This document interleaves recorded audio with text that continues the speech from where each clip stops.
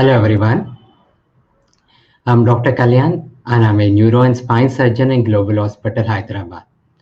This session is a continuation of the previous session, and this session is very important for young neurosurgeons, trainee neurosurgeons, and operating and experienced neurosurgeons.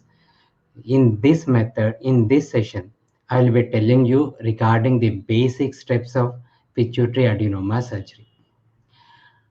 I will try to be as brief as possible in this session, and in my next sessions, I will try to elaborate each and every step, the technical nuances which need to be followed each and every step, so that we can prevent complications.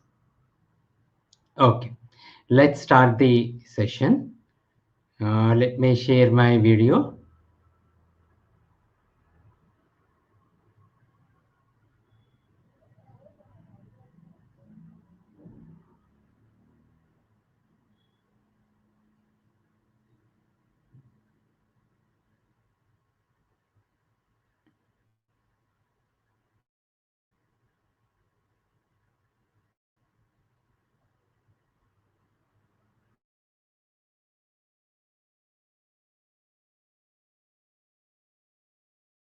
Session, let me check it. Yeah, I'm connected.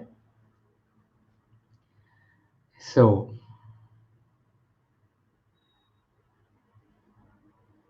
the endoscopic approaches to the cella and all the technical nuances and the basic steps of surgery. First, before I go into the technique of endoscopic transsphenoidal surgery for pituitary adenoma, let us see what is the difference between microscopic surgery and the endoscopic surgery. So what are the advantages of an endoscopic surgery? And as you all know, the endoscope looks around the angles. Because you can bring the endoscope close to the tumor, you can see the angles. And moreover, the endoscope provides a panoramic view. Whereas on the other hand, the microscope has the advantage of a bimanual handling. But I will tell you as my session goes, how do you achieve bimanual handling with the endoscopic technique? And the microscope, even though it gives a magnification, but you can't go near to the tumor. So the field of view is highly restricted in the microscopic surgery. You can see the picture. This is the endoscopic view where, because you are seeing the tumor from a close distance, you have a panoramic view. Whereas in the microscopic view, you can see the retractors which are restricting your view. So the endoscope has the advantage of looking around the angles, but it doesn't give manual handling. So to achieve that one, we use a technique which is known as a two-nostril four-hand technique, which along with creation of a cavity and half. So these two techniques we adopt, the two nostril forehand technique and the creation of a cavity and half. This helps in achieving our target of looking around the angles to get a panoramic view along with bimanual handling possibility. So what are the four steps? I will divide the surgery into four steps. The first one is the nasal stage. Second one is the sphenoidal stage. Third one is the cellular phase and the tumor removal. And fourth one is the reconstruction of the cellular flow. So the nasal stage and the sphenoid stage, they are carried out by ENT surgeon who is trained at skull-based surgeries. And the cellular phase and the tumor removal is carried on by the neurosurgeon.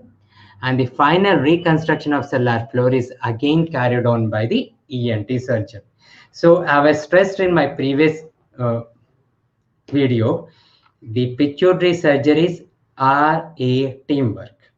The surgery includes a teamwork of an ENT surgeon who is specifically trained at skull-based surgeries, a neurosurgeon, and a well-trained anesthetist. So this is a teamwork, and this cannot be less emphasized. So the nasal stage, which is predominantly carried on by the ENT surgeon with the neurosurgeon assisting the ENT surgeon. It's important that they start coordinating with each other from here. So the first important stage of nasal stage is decongestion. You know, the nose is occupied by turbinates, meatus, the septum, the mucosa. All these things decrease the amount of space available for surgery. So most important is you create a space so that your instruments will pass through the nose into the sphenoid sinus. So how do you create a face? Create this space. This is the middle terminate and this is the inferior terminate. At this stage, I would like to acknowledge that these pictures I have taken from an article published in Neurology India, which it was published by Department of Neurosurgery, AIIMS. So I have taken the pictures from them. Some of the operative videos are my own and some are from the same article published by the AIIMS. So this is a diagrammatic view which is showing the middle terminate and the inferior terminate and the septum. So how do you decongest it? You use 5 ampoules of adrenaline, 1 in 1000 dilution, which have been diluted in 30 ml of xylocaine. You super selectively decongest. You put 2 to 4 patties between the middle terminate and the septum in the posterior from the anterior inferior to posterior superior direction. You put a patty lateral to the middle terminate and few patties you ensure that they reach the cornea and the sphenoethmoidal recess. So after decongestion, you can see the sphenoethmoidal recess opening up. When you decongest further, the sphenoethmoidal recess opens up clearly. So this is the cornea, this is the sphenoethmoidal recess, and this is the opening of the sphenoid sinus, that is the sphenoid ostium. You have to be patient enough here. You can spend 10 to 15 minutes over here. In this adequate decongestion will be highly rewarding. It will be providing you space for your operative instruments. It will prevent the operative trauma and it prevents the operative trauma. And it also gives a clear field without bleeding. The sphenoid ostium is present approximately 1.5 centimeters above the cornea. Next, I have told you, before this one, let me introduce the concept of cavity and half. Because there is no space, little space in the nasal cavity for the instruments, we create a space in the nasal cavity for lodging our instruments during tumor removal. So this cavity within the nasal cavity which you are creating for your instruments is the half cavity, and the full cavity you create within the cella by removing the tumor. So this is the cavity and the half. So for creating that half cavity for lodging your surgical instruments, the first step you have done was decongestion. Second step is you will remove the middle terminate on one side. So this is the middle terminate. You use a sharp scissor at the base of the middle terminate near its attachment. You should not be very close to the base, but you should not be flush to the base, but you should leave a residual of the base of the middle terminate, stalk of the middle terminate. This helps in anatomical orientation during the rest of the surgery. While cutting it, be careful, use your bipolar coagulation for securing hemostasis. Next, after middle terminectomy, we remove the anterior and posterior ethmoids. This creates a cavity within this one. So nasal decongestion, middle terminectomy, and ethmoidectomy. This creates the half cavity which we want. The next step, we raise a nasoseptal flap. I am not elaborating the steps of the nasoseptal flap. That I will be doing in the next videos. So the next step is elevation of the nasoseptal flap. Next step is an adequate septectomy. So I am using the backbiter and I am removing the posterior part of the bony septum. So what is adequate posterior septectomy? I said the binostril technique is important to achieve a bimanual handling of the tumor. So what is adequate posterior septectomy? This is my own video, but when I have completed the posterior septectomy, you see, this is one of my instrument and I have introduced the other instrument through the other nostril. When the septectomy is adequate, when I'm introducing both the nostrils, the septum is not coming in between. The septum is not getting deflected. So if you are able to adequately insert one instrument through one nostril and other instrument through the other nostril without deflecting the septum, that is an adequate posterior septectomy. This is important step to achieve bimanual handling. So let me revise the half cavity which I have removed achieved by decongestion, middle terminectomy, anterior and posterior ethmoidectomy, and posterior septectomy. So this is half of the cavity. The one cavity, full cavity, I'm going to achieve as I keep removing the tumor. This space allows me proper handling of the tumor by manual technique. So I'm done with my nasal stage. And now I'm reaching the cellular floor and the dura mater. So here let me introduce a second concept, that is the wide exposure of the cella. This is the step where the beginners hesitate because the carotids are on the lateral side of the tumor. The beginners, before making an adequate exposure of the sphenoid cella, they tend to enter in the tumor. This prevents adequate, safe, maximal tumor resection. So let me explain how do you ensure you have an adequate exposure. So once I remove the bony septum, I can see the rostrum of the sphenoid and both the ostia of the sphenoid sinus. Both the ostia of the sphenoid sinus. This gives an owl-eye appearance. Can you see the typical owl-eye appearance? This is the rostrum of the sphenoid and the two sphenoid ostia. In my real picture, the two sphenoid ostium and the rostrum of the sphenoid. This is the operative picture, the two ostia of the sphenoid and the rostrum of the sphenoid. And then I remove the rostrum with the Lux forceps, and if there is any residual rostrum, I neatly use a drill to drill it. So I've enlarged this sphenoidotomy inferomedially. Initially, the enlargement should be inferomedial. If you start enlarging inferolaterally, there is a danger that you can injure the sphenopalatine artery and injure the pedicle of this nasoseptal flap. So first, let us enlarge it inferomedially. Detach the rostrum. After detaching, enlarge it inferolaterally. So what are the limits of exposure?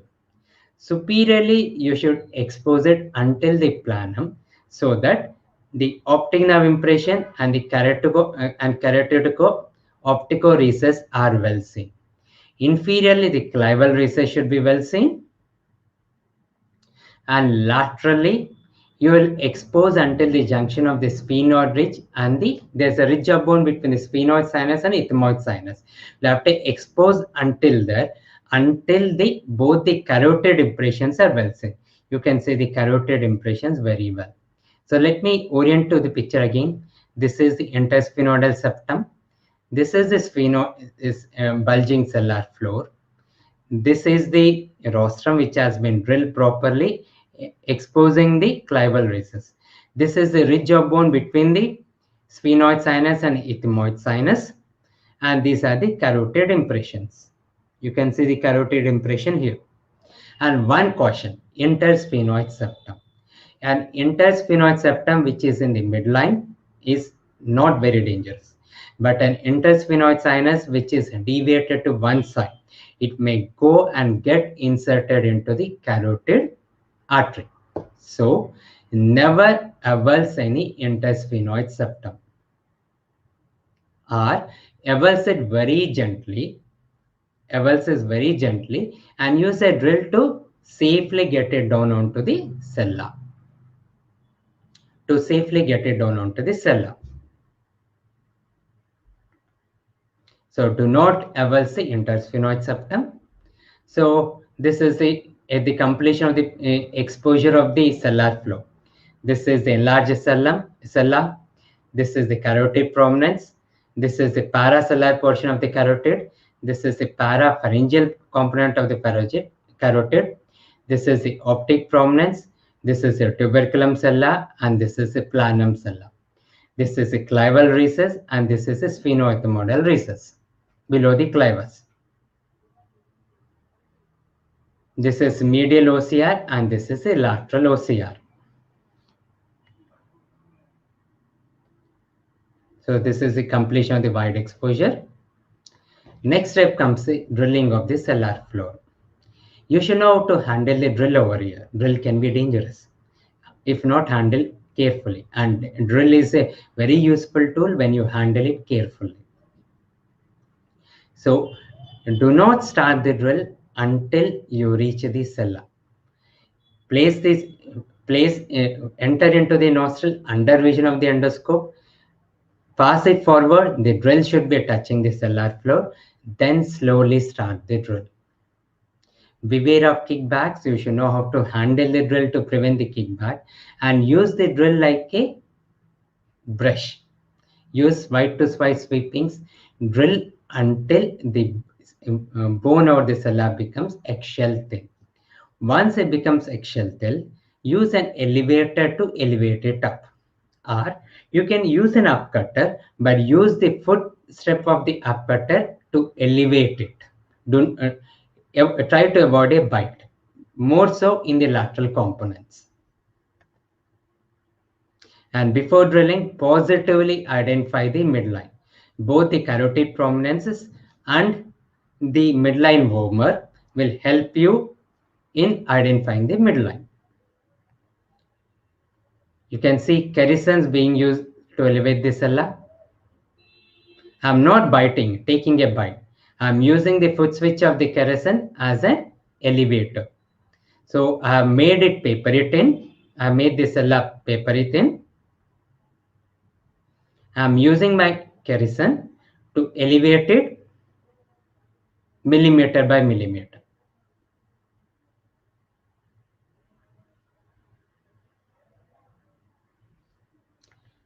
You will try to achieve all the 4 blue lines. The anterior intercavernous sinus superiorly, the posterior intercavernous sinus inferiorly, and both the cavernous sinuses on both the sides. So dural opening, first open the inferior portion. If you first open the superior portion, the arachnoid may fall down, and this may hamper your removal of the remaining portion of the tumor. So first open the inferior portion, empty the inferior portion of the tumor, then go to the lateral components, and last part will be superior component.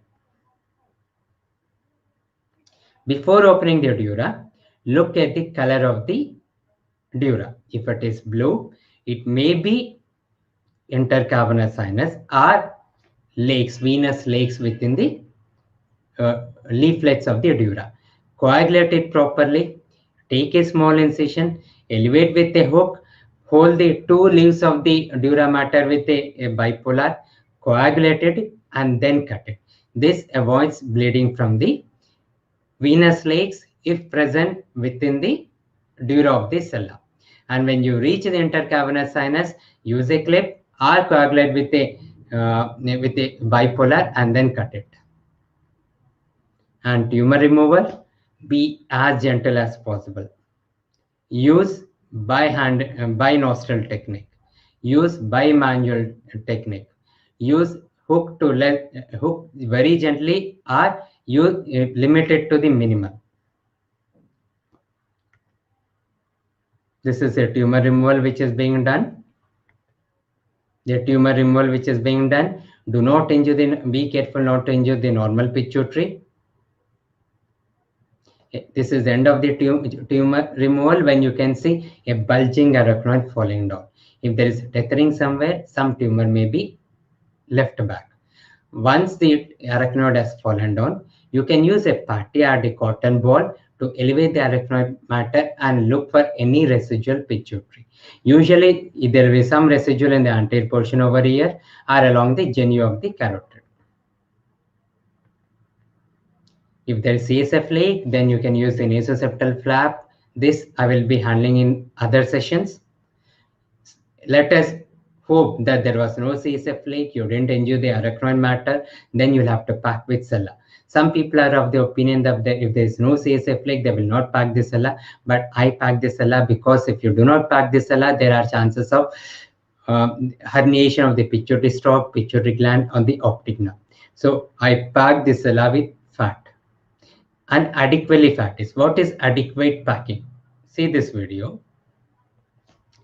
Overpacking with fat may compress the optic nerve and cause visual deficits. So when the packing is adequate, when you have not overpacked it, you can nicely see the pulsations of the fat. If you are not able to see the pulsations of the fat, wait. Remove the fat. Cut a part of the fat and reinsert it. So when you have placed the fat, if you are not overpacked it, you will be able to see pulsations of the fat. Place in nasoseptal flap is required. Then during closure, medialize the middle terminate to prevent adhesions. Cover the graft pad with reverse abdat or mucosa from the resected middle terminate and pack with Merucils placed in nasal cavity. Ensure proper hemostasis before closure. So this completes my basic steps for the pituitary surgery. Then I will concentrate on each and every step, technical nuances in each and every step, how to avoid complications. So stay tuned for my next videos. Let me stop sharing. Okay. So all the neurosurgeons, all the ENT surgeons who want to become skull-based surgeons, all the ENT surgeons who are assisting your neurosurgeons in pituitary adenoma surgery, try to watch this video until the end. And don't forget to watch the other videos of mine in which I will go into depths of each and every step so that will prevent complications. And for general public who have been diagnosed with pituitary adenoma, who are waiting for a pituitary adenoma surgery, or if your relatives or friends are waiting for pituitary adenoma, do watch other videos of mine where I'll be detailing, explaining you what to expect after the surgery, what are the outcomes of surgery, and subscribe to the channel so that you will get an early notification of my next videos. Thank you.